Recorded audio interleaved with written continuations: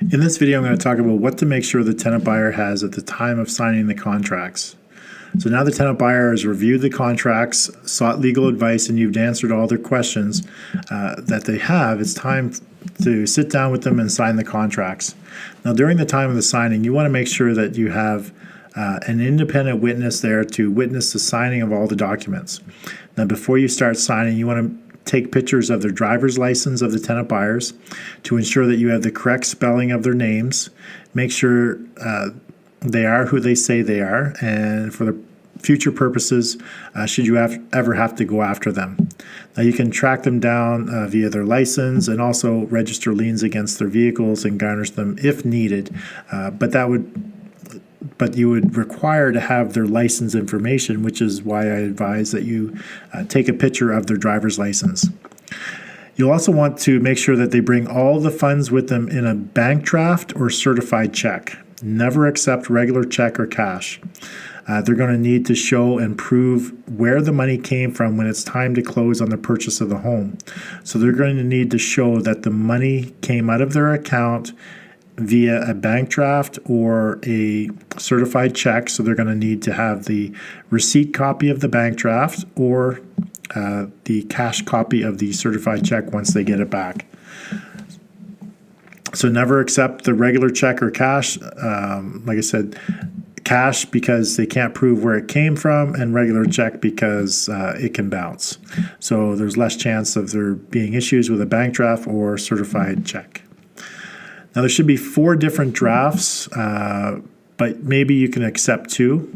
There should be a certified check or a draft to, for us, we get it to the property management company for the rent and for the security deposit or last month's rent. So typically we ask them to bring that in 2 separate bank drafts or certified checks and made out to the company looking after the lease or the property management company that we use. Now, there should also be separate draft or certified checks for the initial option payment, and then another one for the first month's option payment. So just to go through in our examples, remember the rent check was $1,900, the security deposit was $1,900, so they would have to have 2 certified funds for $1,900 and $1,900. And then for the initial option payment, they would need a certified funds for $10,000.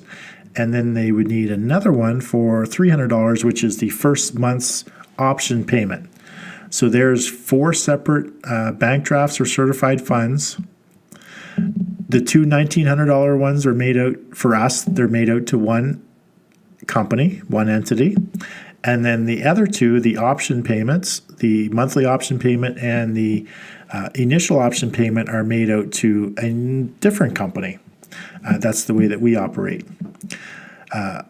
Also, you're going to need to advise them in advance that they will need to bring a copy of their renter's insurance with additional hazard insurance on the property, naming you as an additional insured. This is very important. Do not, I repeat, do not hand over the keys to them if they do not have proof of insurance naming you as an additional insured. The reason you're named as an additional insured is that way you're going to get notified should they decide to cancel their insurance at any point throughout the agreement. So again, never give them the keys if they don't have the insurance or proof of insurance naming you as an additional insured. So hold out and force them to make the call right in front of you if they have to go get the insurance document, or to have the insurance company email it or fax it directly to you. But do not hand over those keys until you get that document with all of the relevant information on it. Now, you can still go through the rest of the process without the insurance that we're going to talk about in the next video, but never give them the keys until you have that proof of insurance. Okay, so once you have ensured that they have the 4 different bank drafts, you can go ahead and start signing the lease and the option, the different options agreements. start signing the contracts and doing a walkthrough inspection. So that's what their next video is about, is signing the contracts and doing the home inspection.